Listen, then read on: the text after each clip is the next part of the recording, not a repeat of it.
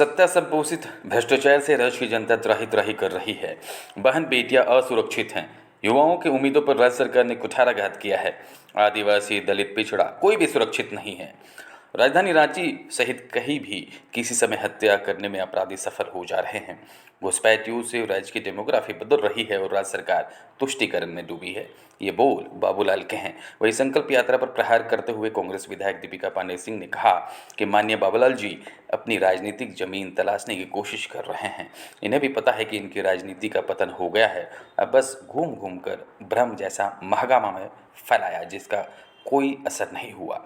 वैसे ही पूरे झारखंड घूमकर कोशिश कर लें, कोई असर नहीं होगा, क्योंकि सभी जानते हैं कि आप आदिवासी कम अवसरवादी ज़्यादा हैं।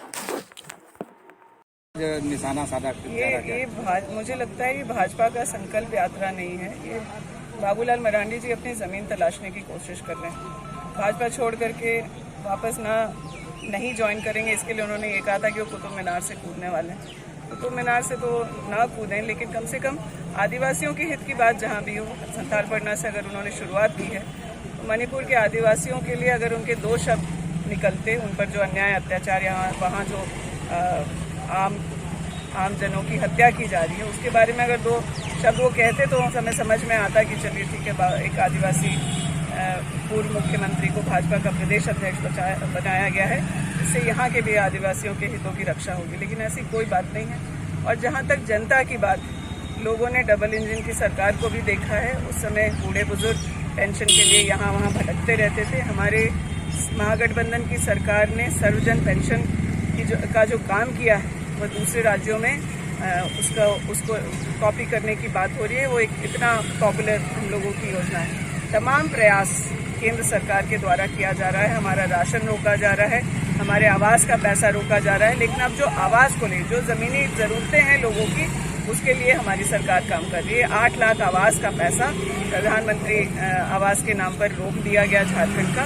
लेकिन हम लोगों की सरकार ने अब 2 नहीं 3 कमरों के आवास की जो योजना है, अब वो आवास की घोषणा की है। और जो ज़मीनी ज़रूरतें हैं, चाहे वो पानी बिजली को लेकर के हो या ग्रामीण सड़कों की बात हो, उस पर मुझे लगता है कि मुझे ही नहीं, जनता भी इस बात को महसूस कर रही है कि हम उन लोगों ने वो काम किए हैं जो पिछले 15-17 साल में भाजपा नहीं कर पाई। रोज़गार के मुद्दों पर हम लोगों की सरकार से युवाओं की बहुत उम्मीद है। उस पर भी हम लोगों के काम की पहल हो गई है। प्राइवेट सेक्टर में ही नहीं, बल्कि अब सरकारी रिक्तियां और उसकी भी परीक्षाएं होने लगी। और जल्द उस मुद्दे पर भी हम लोगों पर जो उंगली उठाने का काम भाजपा के वो लोग कर रहे हैं, जिनके प्रधानमंत्री ने 2 करोड़ रोजगार और नियुक्तियां हर वर्ष देने की बात की थी। मुझे लगता है कि हमें 5 साल के कार्यकाल के लिए जो चुना गया है, उसमें हम लोग कृषि संबंधित हो, ग्रामीण इलाकों के संबंधित हो, स्वास्थ्य की बातें हों, या फिर जो PDS और इन तमाम चीज़ों पर हम लोगों ने जिन बातों को लेकर के वोट मांगा था, उसको पूरा करने में हम लोग सफल होंगे। ये बताइए मैडम।